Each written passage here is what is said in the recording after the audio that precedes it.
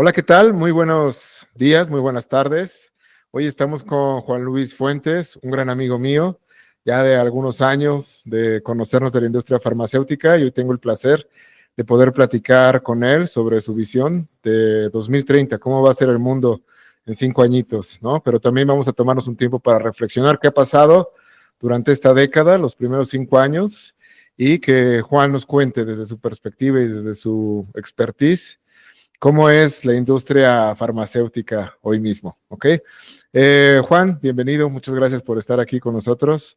Cuéntanos un poquito, Juan, ¿dónde estabas a principios del 2020? ¿Qué estabas haciendo antes de que arrancara esta década que viene con todo? Vale, gracias Luis, muy amable y muchísimas gracias tanto por la introducción, todos estos años de amistad y la invitación al podcast. De verdad para mí es un gustazo estar aquí contigo y con tu audiencia.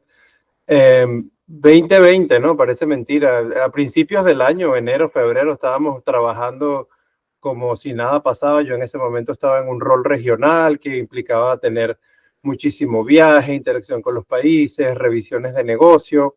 Y me acuerdo que aproximadamente 3 días antes de salir nosotros para un viaje, casualmente íbamos para México y teníamos todo listo, preparados para salir, cuando de repente nos dicen, mira, no hay posibilidad de que podamos salir, hay un tema de posible cierre de fronteras por el tema del COVID y tenemos que permanecer todos en el país. Y no solamente era el tema de salir, sino que no sabías si ibas a entrar y tampoco sabías si ibas a regresar A y te ibas a regresar. quedar como en un limbo, como muchos colegas se quedaron, ¿no?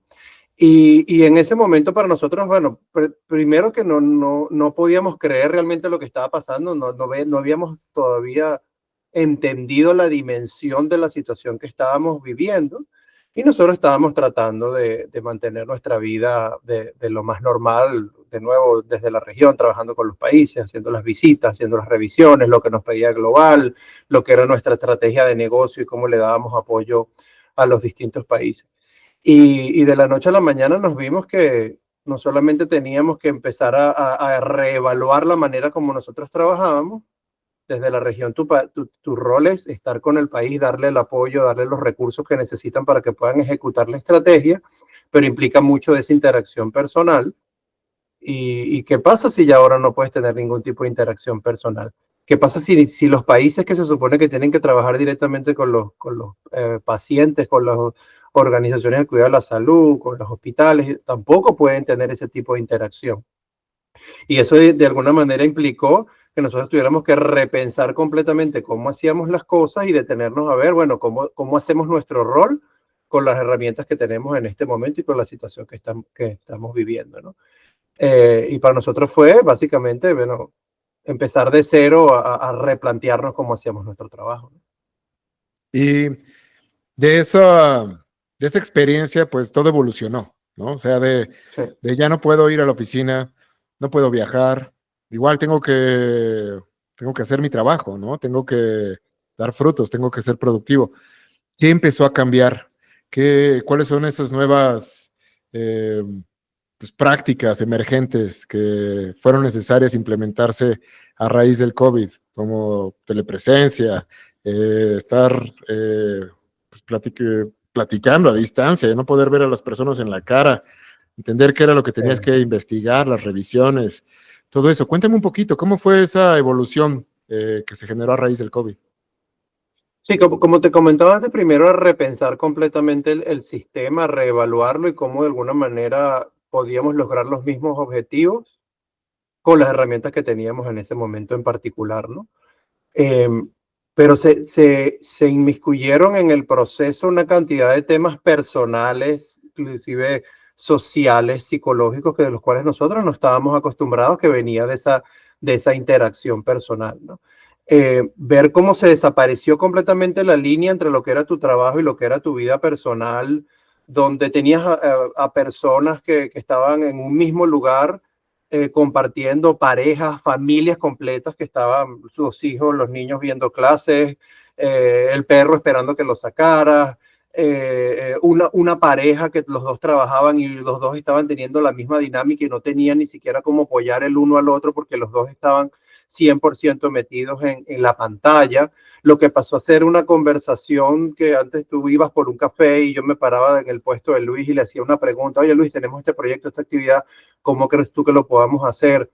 Temas que pasaron de ser de una simple conversación o una reunión, inclusive en la oficina, a hacer todo completamente a través de la pantalla y sentados viéndonos allí, e inclusive el tema de la calidad del audio, de la capacidad del internet para poder ver, hacer las Claro, cosas. Pero eso era como lo más cercano que nosotros teníamos. El tema era, oh, tengo que visitar un cliente, tengo un programa de pacientes andando, tengo un estudio clínico andando, tengo que entregar un producto, tengo diagnóstico y monitoreo de pacientes que se supone que tenían que tener eso para poder, sobre todo en medicina de precisión, que tienes que tener un diagnóstico específico para poder saber si mi producto funciona o no. Y como tienes un sistema de salud completamente colapsado, ese paciente ya no puede ir al hospital porque si no tienes COVID no puedes entrar al hospital, claro. ¿no? Entonces eran demasiadas cosas como al mismo tiempo. Y como tú comentabas el tema de cómo hacíamos nuestro trabajo, yo sentí por un momento que cada quien quería de alguna manera justificar su posición y decir, oye, yo estoy aquí para apoyarte con muy buena intención, pero también eso significó que empezamos a abrumar a los equipos. Entonces empezamos como a repensar un momento, ya va.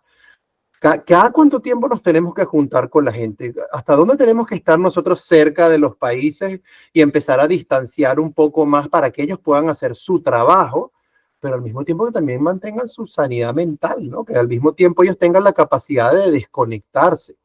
Yo vivo en Estados Unidos y yo era sumamente afortunado de que aquí, en un lugar que es las afueras de la ciudad, yo vivo en un pueblo prácticamente que aquí no sentimos la pandemia, salíamos a caminar al parque, ibas al supermercado y tenías como cierto horario para ir, obtenías todos tus servicios. Pero ¿qué pasaba con nuestros amigos y compañeros de trabajo que vivían en grandes ciudades, que vivían quizás en un departamento de 50 metros, que quizás vivían solos? Sí, Que era una pareja o una mamá con su hijo o un papá con su hijo y no tenía nadie quien lo apoyara. Entonces era como parar un poco esa dinámica, decir, ya va, yo no puedo abarcar completamente a esta persona y la tengo que de alguna manera reevaluar y revisar todo cómo estamos trabajando y tratar de mantener esos espacios, ¿no? Porque teníamos esa ansia de estar cerca de los equipos. No, vamos a hacer un café y vamos a hablar solamente del trabajo, vamos a hablar solamente de la vida personal. No, no, no, no. Es que ni siquiera el café lo quiere, lo que quiere es que los dejes tranquilos, ¿no? Entonces empezamos que de alguna manera a ver cómo podíamos hacer el trabajo, pero también de darle espacio a la gente para que ellos pudieran vivir, ¿no? claro. Porque uno de mis recuerdos sobre esos momentos, ¿no? De la industria, los doctores pues no podían recibirte, ¿no? Tenías que ver a los doctores ahí si los representantes querían darle algún tipo de muestra médica, pues tenían que encontrarlos en la calle. Los médicos estaban bajo mucho estrés, pues obviamente, ¿no? Estaban ahí a la primera línea contra el virus, ¿no?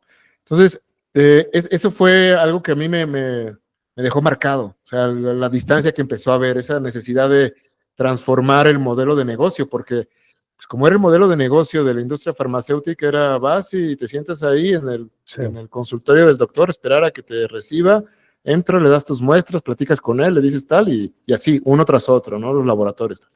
Y eso paró, ya no pueden entrar al hospital, ¿ahora qué haces, no?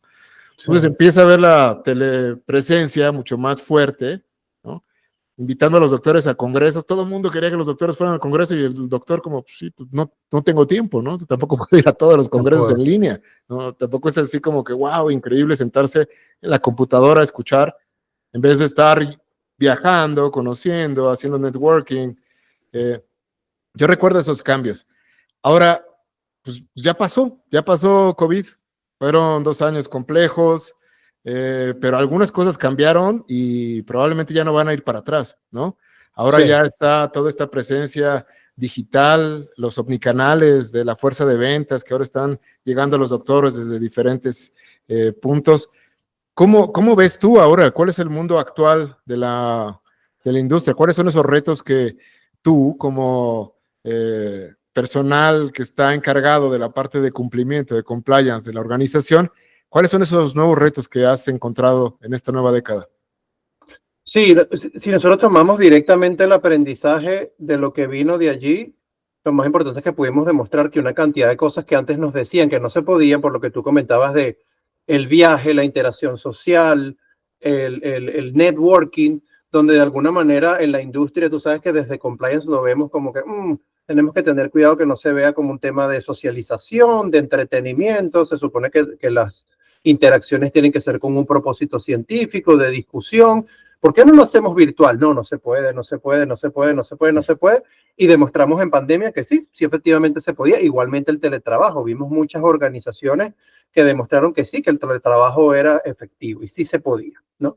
Entonces, eso vino, y como el teletrabajo vino la telemedicina, vino también el tema de programas de pacientes de entregas en tu casa de productos farmacéuticos, de temas de monitoreo, de diagnóstico de ciertos pacientes que se podían hacer de repente que tú te tomabas una muestra en casa y la mandabas, algunas no, pero una cantidad de cosas que se automatizaron en el proceso en unos países más que otros que demostraron, mira, sí, sí podemos automatizar de una manera muy acelerada, ¿no? Pero al mismo tiempo, que para mí fue lo más fascinante, Luis, fue demostrar el valor de la interacción social.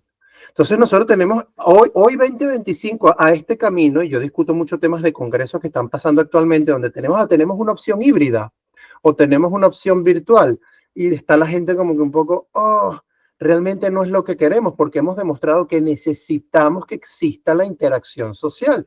Y eso es lo que está ocurriendo hoy, tanto en trabajo como en congresos y en interacción médica, que es solo la interacción social o en buena parte la interacción social en persona es la que permite o dispara la innovación, la colaboración, la camaradería. Entonces vemos, por ejemplo, yo en mi trabajo actual estoy 3 días en la oficina, 2 días en casa, aunque lo hacemos bien como need-based, ¿no? Dependiendo de la necesidad, esta es mi agenda hoy voy, hoy no voy, hoy me voy al campo, hoy voy de viaje, y de alguna manera no tengo que obedecer los 3 días, pero es como la aspiración. Pero otras empresas han dicho, no, tienes que estar en la oficina, por cualquier razón, ¿sí? Las empresas que han dicho de top down, tienen que venir sí o sí, sin un racional detrás, les ha costado un poco más, ¿no? Y acuérdate que en pandemia había un mercado de trabajo bollante, la gente estaba haciendo cambio de trabajo sin ningún tipo de problema porque estabas buscando gente que pudiera trabajar remoto y eso levantó una cantidad de fuerza de trabajo importantísima. Pero Sí. ahorita ya la cantidad de trabajo que existe en los mercados, independientemente que cada país tiene su situación muy particular, es menor, ¿no? Y aparte que es menor, están poniendo la política de, efectivamente, tienes que estar en la oficina.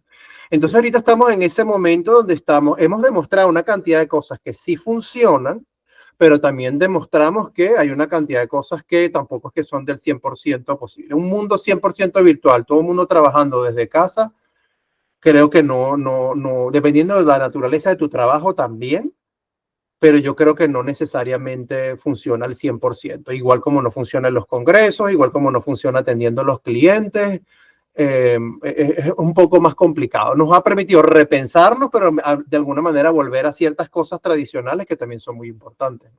Claro. Oye, y me gustaría ir cambiando de tema, porque creo que ya platicamos bastante de estas nuevas formas de trabajo, ¿no? Que nos encontramos a raíz de una necesidad que llegó y que simplemente se instaló y tuvimos que lidiar con eso.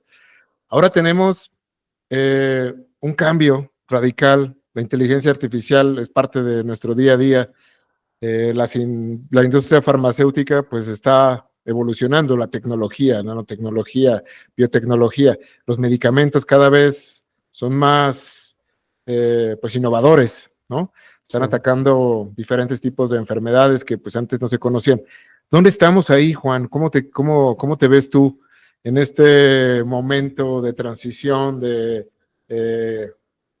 vacunas que se liberan en cuestión de meses? ¿Por qué? Pues porque hay una necesidad. ¿Cómo lo ves tú? ¿Cuál es tu visión de experto en la industria farmacéutica? Sí, y fíjate que ahí viene un poco conectado también con lo que pasó con COVID, que un poquito antes del 2020, la reputación de la industria farmacéutica y cómo estábamos creo que no estábamos en el mejor momento. Nunca hemos tenido una muy buena reputación, y eso lo sabemos, pero de alguna manera en ese momento se volvió a salir la retórica, bueno, el tema de precios, el tema de acceso, precios universales, precios de referencia y toda aquella historia, y, y no estábamos como muy bien posicionados.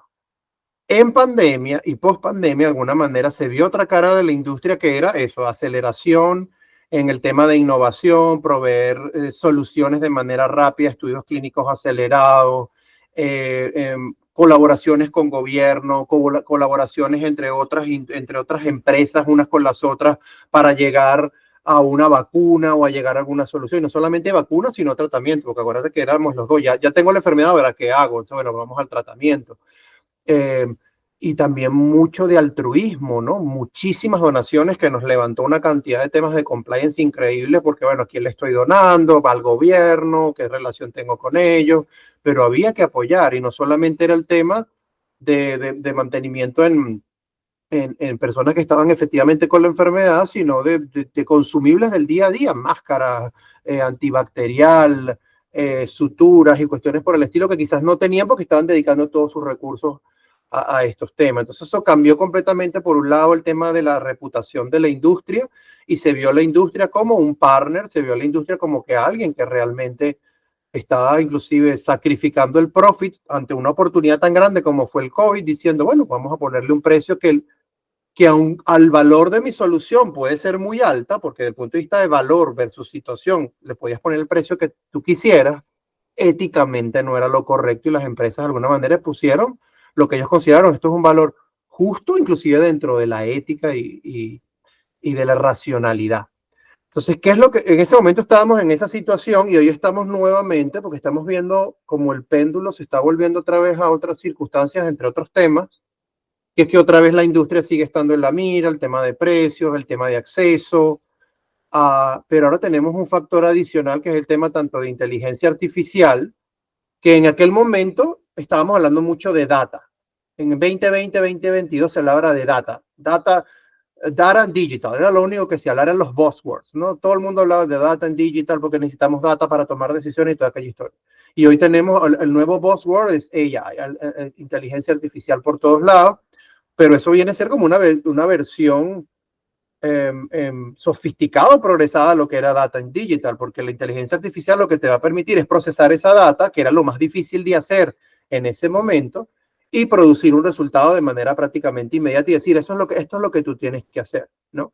Entonces las empresas se han visto, tanto desde el punto de vista de estudios clínicos como desde el punto de vista de toma de decisiones, manejo de la información, como que como de alguna manera abrazo la inteligencia artificial para poder ser mucho más efectivo en todas las áreas, pero al mismo tiempo una cantidad de elementos éticos y de elementos de conocimiento, porque esa inteligencia artificial va a saber lo que tú le coloques de input, ¿no? ¿De dónde está trayendo ese input? También un tema de privacidad de la información y confidencialidad de la información, porque para poder yo analizar toda la data de mi empresa, para poder tomar una decisión, yo tengo que abrir mi data. Entonces todas las empresas han empezado a hacer su propia inteligencia artificial, como dentro de un silo, dentro de un campo donde esa información no vaya hacia otro lado, ¿no? Sí. Lo que comentabas de medicina mucho más sofisticada, como de alguna manera yo traigo un producto mucho más preciso, acompañado de un diagnóstico, acompañado de un monitoreo que me permite tomar la decisión de que yo sé que ese producto que te estoy dando a este paciente va a funcionar para lo que tiene, porque ya yo tengo un biomarcador o tengo un elemento que me permite de alguna manera targetearlo y decir, esto efectivamente es lo que tengo que hacer. Lo cual ha aumentado muchísimo los costos a nivel general de qué significa traer esa solución al paciente. Pero al mismo tiempo tengo un problema de reputación porque me están presionando con el tema de salud, de costos de salud, que ojo, o sea, la industria farmacéutica solo es una parte de todo el sistema de salud. Representa aproximadamente, dependiendo del país, 10-14% del total tratamiento de un paciente. Entonces, ¿por qué la industria farmacéutica es tan visible en el tema del costo de salud cuando tenemos, por lo menos en Estados Unidos, que la salud prácticamente privatizada? Tenemos el profesional de la salud, la enfermera, el que hace el diagnóstico, el hospital como tal, la cama, todo el costo que eso significa, ¿no? Entonces tienes toda esa presión en ese momento, y encima de eso le vas a agregar otros elementos como son el sentimiento nacionalista de algunos países que dice, quiero que todo se produzca acá. en países de alto costo, o sea, y la gran dependencia que existió con China en el tema de la pandemia. Entonces tenemos que de alguna manera diversificar los sitios donde hacemos los productos. Pero al mismo tiempo tengo un tema de sanciones, tanto comerciales como por temas de la guerra, donde tengo que tener cuidado de con quién me relaciono, dónde hago los productos, porque si está visto en un país donde de alguna manera está sancionado o políticamente incorrecto, te abre una cantidad de temas increíbles. Entonces, eso es lo que nosotros estamos en este momento navegando, el tema de aranceles como tal, que nos hace la situación muy complicada como industria para poder tomar decisiones. Oye, ¿cómo le traigo yo al paciente la mejor solución de la manera más costo efectiva posible para que el profesional de la salud tenga acceso a la innovación a un costo razonable? Entonces, esos son los temas que a nosotros nos ocupan en el día a día hoy, que nos está poniendo muchísimo más compleja la situación, ¿no? Así es, y tú como un líder, ¿no? En la industria farmacéutica, que lleva muchos años trabajando en el área legal, en el área de compliance, ¿cómo ves el panorama? ¿Qué le podrías tú recomendar si estuvieras charlando con un grupo de compliance officers jóvenes? Digo, no porque tú no estés joven, obviamente, te ves muy Sí, joven. joven aún. Pero alguien que sabes que está comenzando su carrera, que está entrando a compliance, ¿no? Y que dice, bueno, ¿y esto cómo lo hago, no? ¿Cómo se come? ¿Cuáles son los retos? O sea, ¿qué es solamente hacer checklist? ¿Qué les recomendarías? Porque pues, este mundo está complejo, ¿no? Acabas de mencionar muchos temas que pues hoy te ocupan. Son riesgos para la empresa. Son áreas que tú tienes que tener bajo supervisión, que las tienes que conocer. ¿Qué les recomendarías a este grupo? Cuéntales. Sí, un tema y es una pregunta fascinante porque que lo hago con mi familia, lo hago con mis hijos y siempre tenemos esa conversación mucho más profunda, no solamente en el tema de compliance, y tú lo sabes porque lo viviste también, que nosotros tenemos el privilegio y la fortuna de trabajar donde estamos, ¿no? De lo que hacemos, porque de alguna manera, no solamente porque uno tiene que ver poesía en lo que hace, no es solamente que tú jalas la poesía y de alguna manera tratas de entenderlo de esa manera, sino porque realmente está allí, ¿no? Yo empecé mi carrera como tú sabes, en el área legal, en el área corporativa, y hasta que entré en la industria farmacéutica en 2009, de alguna manera yo alineé lo que era un propósito con lo que era mi profesión, porque yo sentía que inclusive cuando revisaba un contrato, cuando tenía una demanda de por medio, cuando estaba defendiendo una patente o cuando estaba revisando un programa de pacientes o cuando estaba probando algo dentro de nuestro sistema de revisión, aprobación o viendo una estrategia de negocio, yo sabía que detrás de lo que estaba haciendo había un paciente, había una persona.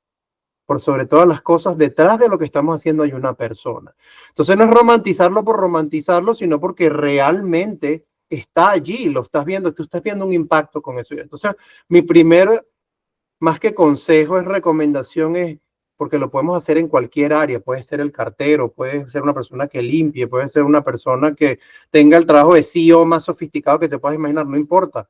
Tú de alguna manera estás haciendo un impacto a la humanidad con lo que tú estás haciendo en ese momento. Entonces, trata de encontrar y alinear tus principios, tus valores a lo que tú realmente estás haciendo y ver realmente el impacto que tú estás teniendo en la humanidad en cada interacción que tú estás teniendo, ¿no?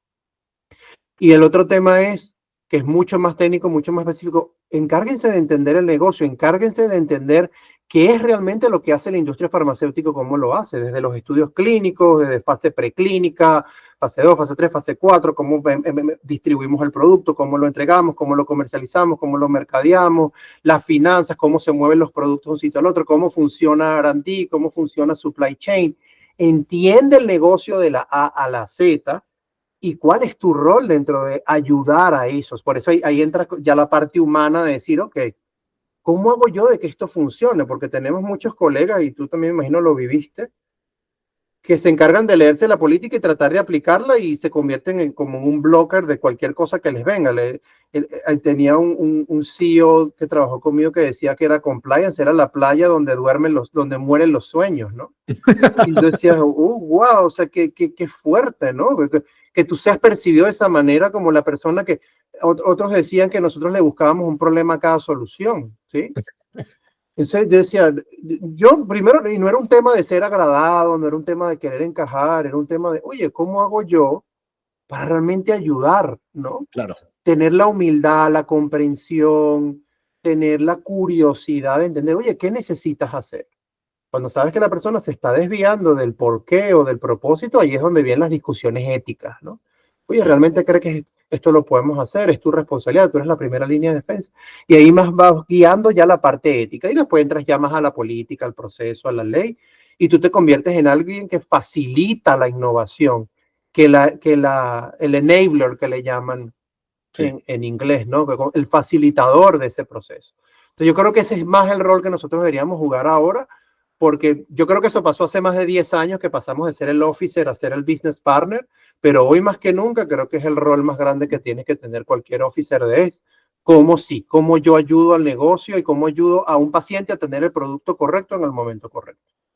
Sí, lo que acabas de decir es una perla, porque ese es el punto principal. Tenemos que ser, ¿no? Como compliance officers trabajando dentro de una corporación, tenemos que ayudar a que las cosas pasen y que pasen cuidando la reputación, cuidando a la gente, asegurándose que pues, no nos vamos desviando hacia caminos que sabemos que la industria, no solamente la farmacéutica, muchas industrias Oh, sí. se van, ¿no? Hacia ese lado. ¿Por qué? Porque pues, hay mucho empuje por lograr los números, ¿no? Entonces, de repente esa Sí. presión nos lleva, ¿no? A ponernos en situaciones de riesgo. Me gustaría preguntarte sobre tu visión del 2030. ¿Cómo lo ves? ¿Cómo van a ser estos siguientes 5 años? Porque, pues, lo estamos viviendo. O sea, tenemos crisis climática, tenemos crisis de líderes, tenemos guerras, tenemos situaciones muy complicadas, ¿no? Y tú que tienes familia, que vives en Estados Unidos, que eres inmigrante, ¿no? O sea, ¿cómo ves los siguientes 5 años para ti y para la industria?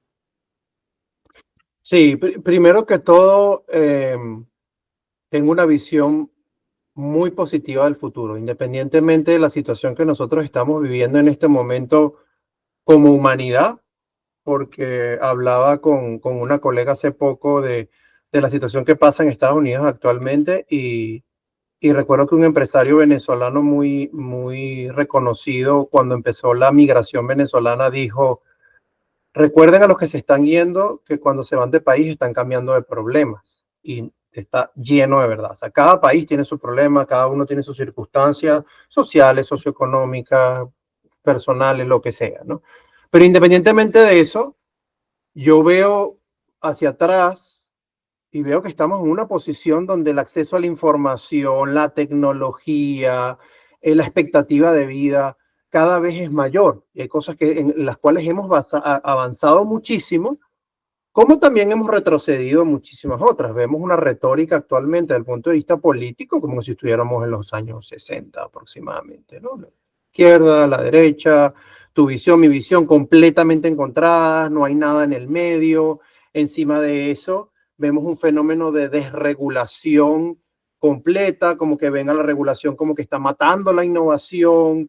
Pero al mismo tiempo vemos otras empresas que dicen, bueno, el fenómeno de la desregulación puede ser algo muy puntual, en 5 años me van a evaluar cómo lo que yo hice hoy, basado en un fenómeno de desregulación, dentro de 5 años me van a evaluar con los ojos de dentro de 5 años, no con los de hoy.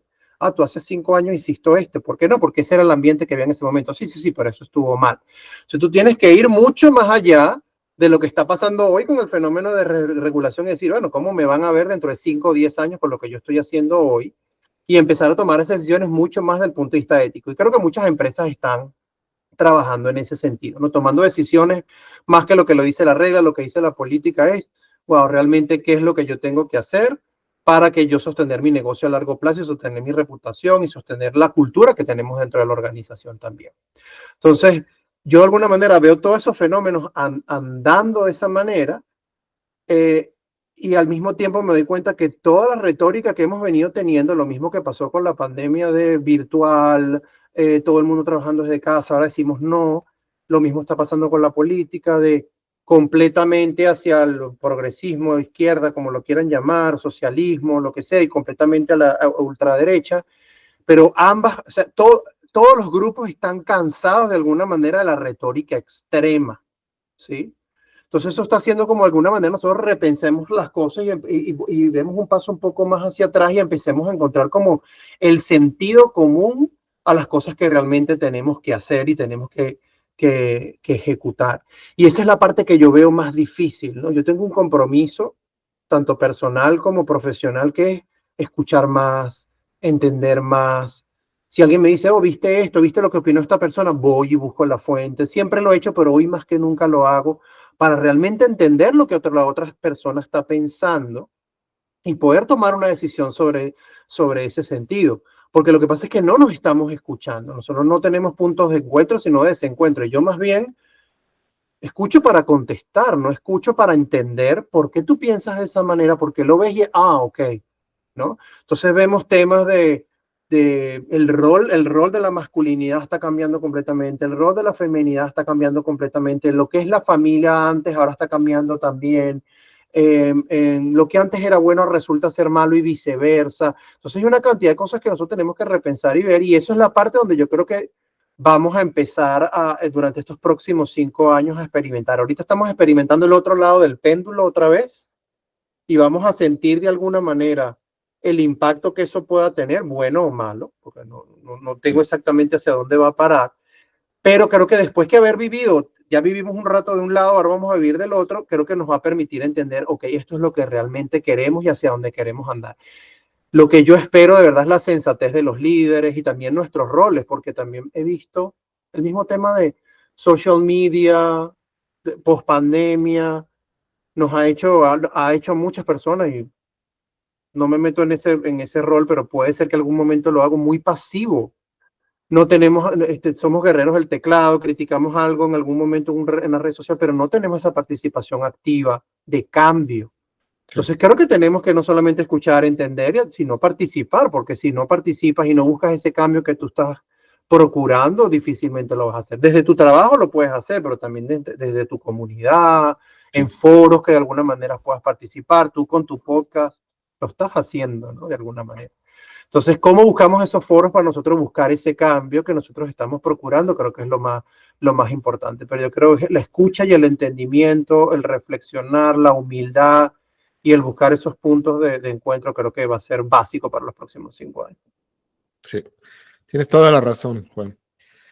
Mira, ya estamos llegando al final de este podcast. Ha estado muy buena la charla. Ya se nos fueron 30 minutitos en esto.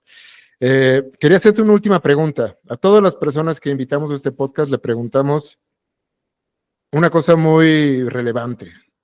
¿Qué, qué te comprometes tú a hacer hoy, 2025, por ti, por tu familia, por quien tú quieras, para que el 2030 sea mejor, para que haya un mejor panorama para todos, no solamente para ti?